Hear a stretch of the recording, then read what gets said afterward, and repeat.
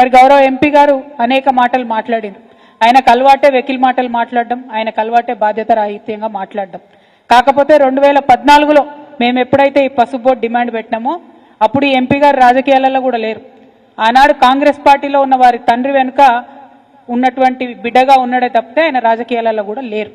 2019లో పోటీ చేసినప్పుడు bond paper రాసిచ్చి 5 రోజులలో పసుపు బోర్డు తీసుకొస్తామని చెప్పిండ్రు. ఆ తర్వాత ఏం చేసిండ్రు?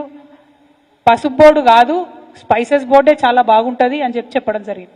మరి ఈ స్పైసెస్ బోర్డు కూడా ఈ ఎంపీ గారు తీసుకొచ్చిండ్రా? తీసుకురాలే.